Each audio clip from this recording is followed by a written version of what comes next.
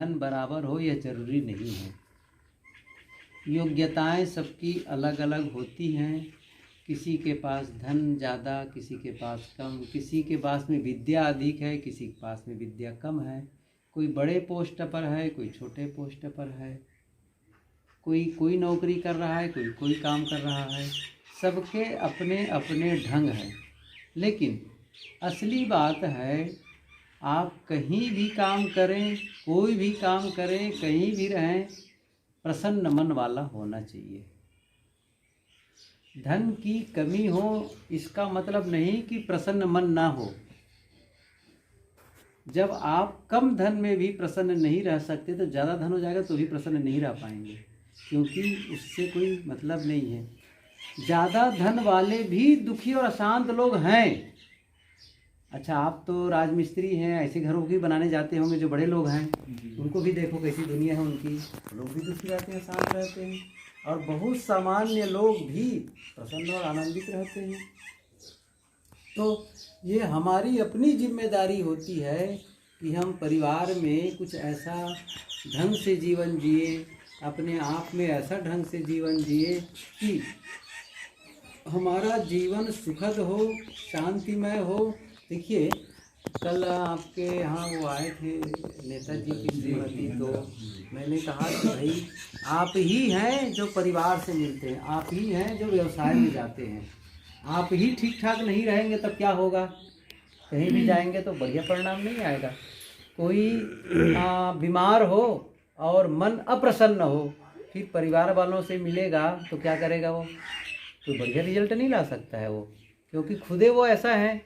और कहीं काम में जाएगा तो भी नहीं ला सकता है। तो सबसे पहला काम तो आपकी जिम्मेदारी होती है, किसी भी चाहे वो समाज में रहे, परिवार में रहे, कि आप कम से कम सही हो, आप शांत हो, प्रसन्न हो, तो आप कुछ गड़बड़ है उसको ठीक कर सकते। जैसे बीमार आदमी की सेवा कौन करेगा? जो बीमार है वो नहीं, स्वस्थ रहेगा वो, सही है ना? स्वस्थ रहेगा वो। यदि परिवार में किसी को किसी प्रकार की तकलीफ है, दुख है, अशांति है, तो आप भी अशांत हो जाएंगे, तो दो अशांति मिल करके तो डबल हो जाएगी, फिर और मात्रा बढ़ गई।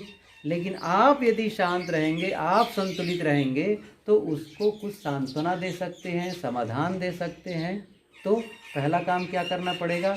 दूसरा उद्वेगित है, दूसरा अशांत है, नाराज है, तो आप पहले शांत हो। नहीं आप भी, वो ऐसा नाराज हो रहा है, मैं उनको बताऊंगा, और वो उसने एक शब्द कहा, आप 4 शब्द कह दिए, तो फिर वो चिंगारी निकलेगी, है कि नहीं है?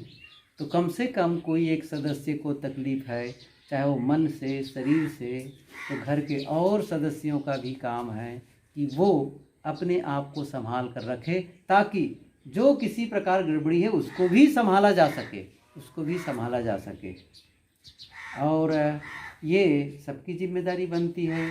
कभी किसी के मन गड़बड़ होता है, कभी किसी के मन का गड़बड़ होता है, कभी किसी के साथ तबीयत खराब होता है, कुछ होता है। तो अब जिसका अभी जिसकी तबीयत खराब है और कल वो स्वस्थ हो गया, तो दूसरा आदमी स्वास्थ्य खराब हो सकता है, तो वो जाके सेवा करता है। ऐसे ही है, समाज में एक दूसरे के सहयोग से चलता है। तो ये तो अच्छी बात है कि यहाँ संत गुरु आते रहते हैं, और आप लोग भी सेवा भावी हैं, प्रसन्न रहते हैं। अच्छा, आप तो इलाहाबाद जाते ही रहते हैं, और कितना काम कर डाले इलाहाबाद जा कर के। साहब जी भी यहाँ पधार चुके हैं, उनके भी विचार सुन चुके। मैंने पूछा, कंठी लिए हैं आप तो दिख रहे हैं, तो मैंने कहा कौन है गुरु जी? तो बेचारे शर्माने लगे। तो मैंने कहा पूर्णिया वाले साहब। नहीं, इलाहाबाद वाले साहब। इसका मतलब है आप संतों से जुड़े हुए लोग हैं, और संतों से जुड़ने का मतलब होता है अच्छे विचारों से जुड़ना। संतों से जुड़ने का मतलब है उनसे कुछ ऐसी बातें सुनने को मिलती हैं, कुछ ऐसे विचार सुनने को मिलती हैं जो हमारे अशांत मन को भी शांत करता है, हमें कुछ रास्ता बताता है। देखो भाई, ऐसा मत करो, वैसा करो, ऐसा मत करो। उलझन वाला जीवन मत जियो, सुलझाए वाला जीवन जियो। उलझन वाला जीवन मत जियो, लड़ाई झगड़ा वाला जीवन मत जियो, आपस का प्रेम और मैत्री वाला जीवन जियो। और एक शब्द में कहूँ तो आग लगाने वाला मत बनो, आग बुझाने वाला बनो, है कि नहीं। एक कहानी महात्मा लोग कहते हैं। एक जैसे गांव है, तो वो बड़ा गांव था, तो एक बड़ा सा पेड़, जैसे रतवाड़ा या उधर हापुड़, तो बड़े गांव हैं वो, इसी प्रकार से वो गांव था। तो गांव के पास में एक बड़ा सा पेड़ था पीपल का। तो वहाँ एक चिड़िया रहती थी, चिड़िया कई रहती थी लेकिन एक चिड़िया उसमें से थी, और बंदर भी उसमें रहा करते थे, बंदर भी आ जाते थे। तो एक बार क्या हुआ, गांव में आग लग गई, गांव में आग लग गई। उसी गांव में जहाँ वो सब पेड़ था और वही सब पशु पक्षी, बंदर और पक्षी रहा करते थे, वहाँ आग लग गई।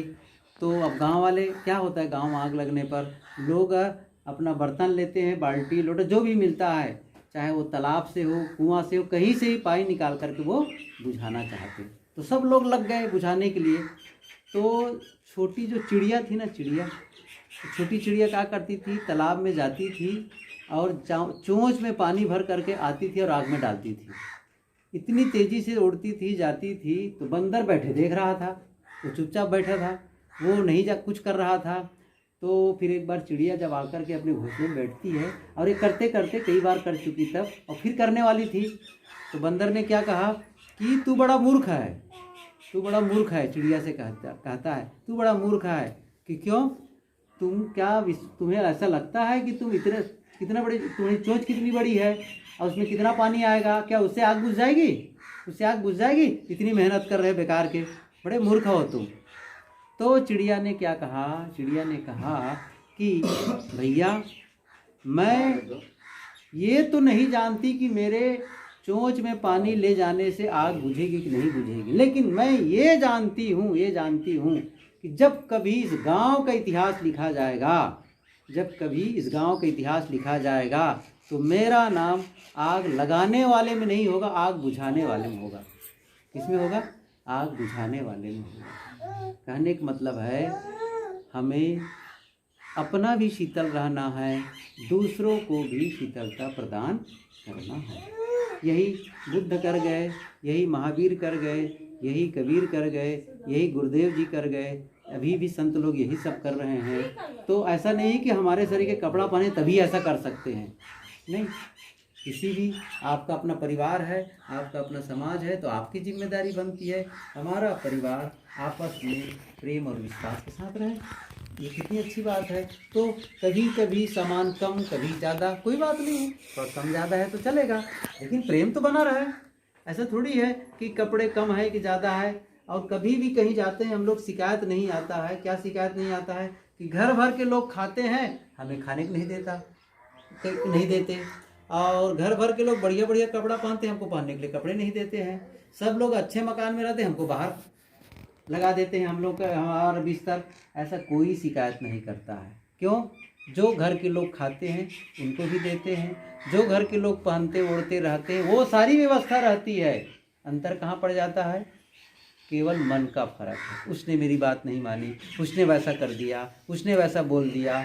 इन्हीं सब छोटी छोटी बातों को लेकर के मन उलझता है, तिल का ताड़ बनाता है। जिस चीज़ को भूलना चाहिए, दफना देना चाहिए, ख़त्म कर देना चाहिए, उसको और हवा देने लग जाते हैं।